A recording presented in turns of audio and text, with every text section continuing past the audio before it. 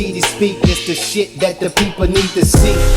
Well, we got the legendary Mr.Meana from Partners in Crime, one half of the legendary New Orleans group, Southern group, hip hop group, whatever you want to call it, in the building, shit like that. Thank you, man. You my first guest besides my cousin. You know, you my first one. So like I told you, when I finally got my shit, I was gonna do it with you. Let the people know where you from and always begun that with you and growing up in New Orleans. I claim Holly Grove, bro, but prior to living in Holly Grove, I lived in the Magnolia Project, 2705 Belmont Court, Apartment D.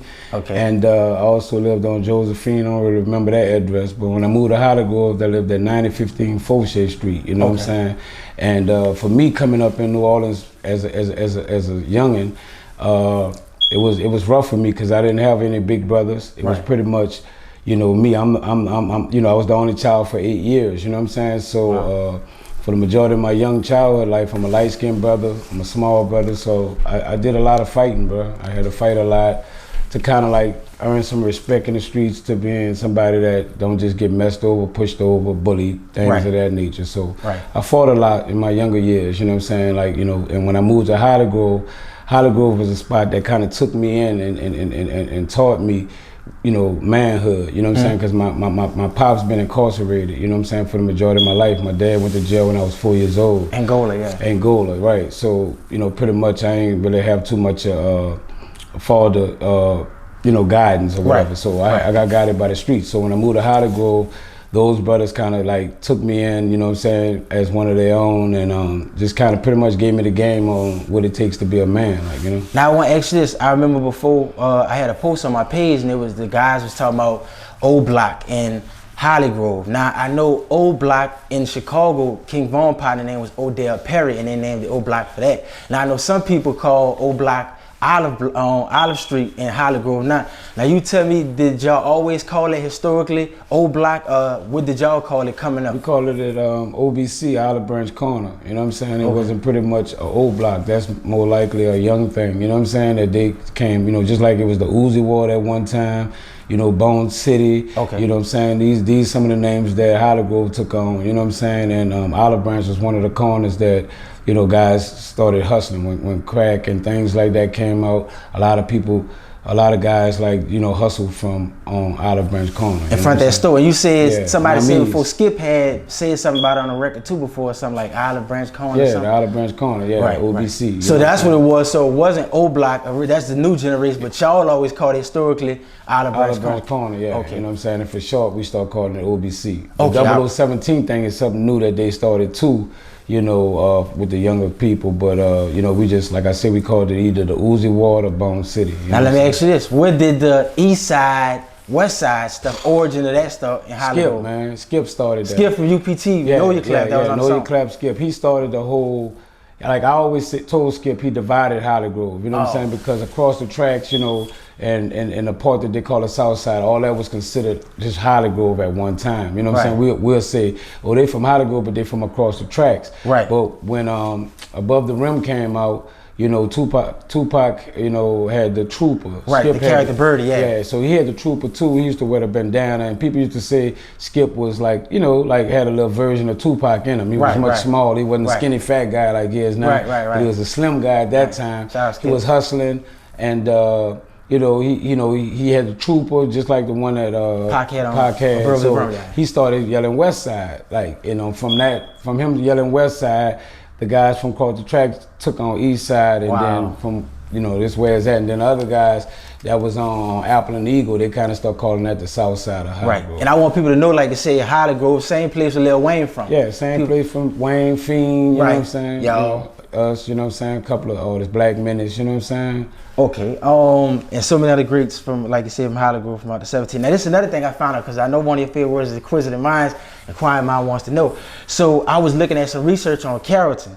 I saw Mahalia Jackson. You familiar with Mahalia Jackson, right? The singer. Now they were saying Mahalia Jackson is from an area called the Black Pearl in the 16th ward of Carrollton. Now I know Carrollton is one of the biggest areas uptown for wise the Carrollton. Like you got Gentilly, you got 7 ward part of Gentilly, like by Dillon University, you got the 8 ward part by Millie, and you got the 9 ward part by Suno.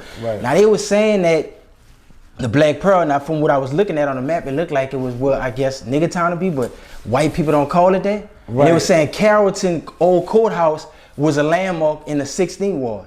I don't know the history on it. Like I never got that deep into it. Like kind of like when I moved into Holly Grove, it was already, you know, what people call it. Just like people said, Pigeon Town wasn't called Pigeon Town, it was called Pension Town. It was where people who got their pension check and moved to that part of town, and that's what it was called. Gert Town wasn't Gert Town, it was Great Town. Great Town, You know what I'm saying? So, you know, through time, you know what I'm saying, people just changed their name up, started calling it the you know, the things that they wanted to call it. And once I moved in that neighborhood, it was that's what it was established as. Holly Grove. I never even knew they had a 16 ward. Yeah, see, they got a lot of wards, like even Alderman Park, they said that's the 14th ward, because you know it's 1 through 17. Like growing up, I was telling my brother, we never really checked the map. Nobody never showed us this in high school. We just went on with the rappers were saying, or with the second line people saying, or whatever your grandma, auntie what said. People claim, and that's what. But we never said this is the book of all the wars. This is New Orleans. We just were going on. We never got they no say I'm out history there. on that. So that's why I say, and I know you always love knowledge. So I was like, let me ask Meana, did he know this one? This kind of curveball and all that stuff like that. So you educated me on that. Yeah. So like I said, they said Mahalia Jackson from the like I said, they said I think she used to live in the house 400 Hillary Street. Wow. And in like I said, considered the 16th Black Pearl. Yeah, they said the landmark in the 16th ward would be like Xavier and like the Carrollton Courthouse, because they said Carrollton supposed to be divided. Like all right, like they were in 7 ward. The street that divides that is Elysian Field. So one side is 7 ward, one side 8 ward. They said the street that divides y'all supposed to be Carrollton Street, which is one side Chinese kitchen is that's 16. That's everything on y'all side would be 17, like Holly Grove and Pigeon Town. So really, Gert Town not supposed to really be considered the 17th. I mean, we looking at the, you know, they can rap whatever they want. I'm just saying, looking at the historical shit of the map and how it is. Yeah, that's what they said. That's what they said. That's what they said on Mahalia Jackson from the 16th ward. So she really from Gert Town. Well, she really from the Black Pearl, and I'm thinking the Black Pearl must be Nigga Town. That's what they said in the newspaper in NOLA.com, so I don't think they'll say Nigga Town, but I'm thinking the Black Pearl, because they said it was an area with a lot of black people that lived in that area. And yeah, it was, they said, so from where the map at, it looked like that would be Nigga Town. Wow, crazy. I didn't know that. You educated me on something. So tell everybody how the group Partners in Crime came together with you and Kango Slim. He a genius. The way Partners in Crime got together was like, first of all, we all moved to the east. You know what I'm saying? I guess Kango moved to the east, I moved to the east, and we had a partner by the name of Dejan that moved to the east. Dejan was dating Kango's sister, which is his older sister named Felicia. So, you know, I was going to Sarachi Reed at the time. Me and Dejan had graduated, but I used to come back to kind of deal with the band because I was a section leader on cymbals when I did go to school. I was a section leader. So I go back just to kind of help out with the band. And when I went around there one day, Dejan was kind of telling me, man, like I used to rap prior to graduating from school, so people knew me for rapping in the school. So when I came back around there, it was like, look, you need to check out Lil Walter, bro. He nice, you know what I'm saying? So I went around there to see him one day. He was catching a bus. We caught eyes. He went his way, I went my way, and I said I'm gonna go back the next day. I went back the next day, caught him in the 7th period in band. And you know, band is like a class that we can kind of do what we want. So we wound up walking to the store, and I was like, look, bro, why don't you, you know, let me hear something. I heard you was nice. And you know, it was history from there. Once I heard the little brother with the harmony and the vibes he had, and I ran a rap, he ran a rap, and it was just kind of coinciding. And you know, we was like, look, we need to link together. I like what you're doing, and I was already doing gong shows and things of that nature. So, you know, I just asked him, like, you know, would he be interested in, you know, doing a gong show with me? And what is a gong show for people that don't know? Gong show was something that was created by Bobby Marchand. It was more like a showcase where people come on and you could gong. It's something like the Apollo. Where they gong you out. Yeah, amateur night. You come there, you do your thing. If people cheer for you, you know, you get in the lineup to become, you know, contestant to win. If they didn't like you, they gonged you. Like they, you know, they gong and you get out. Hit the thing, you going out. So that's pretty much what that was. I did that. And while doing that, you know, I met Kango, and then I just offered him to come, you know, be a part of it with me because I liked his sound. You know? Yeah, he definitely was, like I said, together, y'all was like a two-headed monster, the yin and the yang. Y'all styles definitely complemented each other, and like I said, y'all, man, that was like the soundtrack to our lives. Even my mama, like I said, little nephews and them like y'all songs, so like y'all shit rock every generation and shit like that. Appreciate that.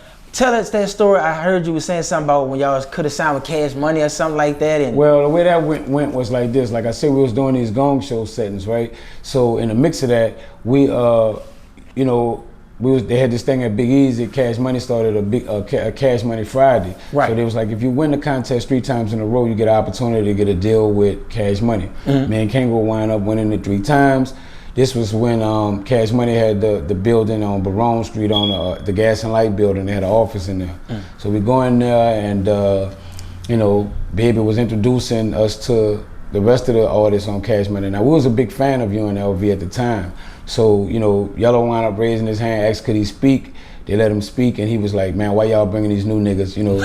Y'all bringing all these new niggas around, when we gonna get paid for 6 in Barone? Wow. So out the gate, that was a bad sign for me, you know what I'm saying, for his, you know, signing with them at the time. So they kind of was separating us, you know. Baby was like, look, we saw you in the Big Easy by yourself a couple of times.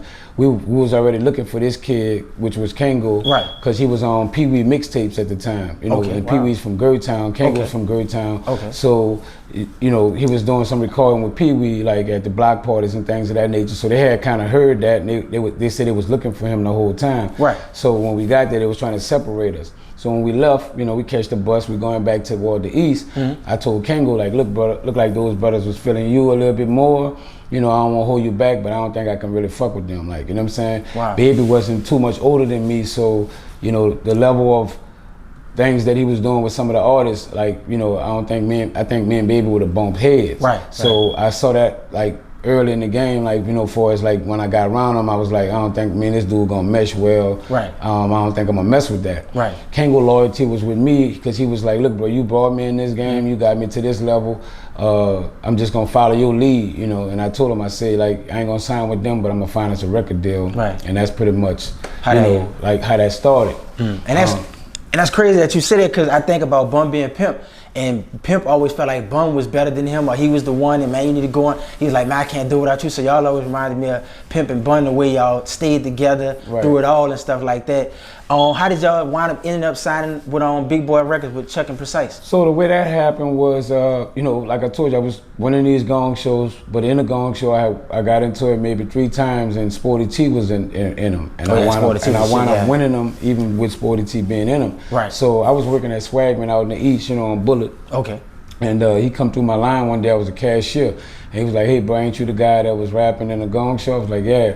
He was like, look, bro, we formulating something. He said, you from Hollywood too, huh? Like, you know, I'm like, yeah. Right. He was like, look, bro, we got Black Menace, some other brothers, you know what I'm saying, like me.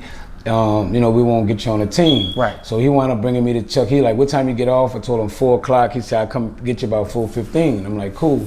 He come get me. He brought me to meet Chuck. He asked me to rap for Chuck. I rapped for Chuck.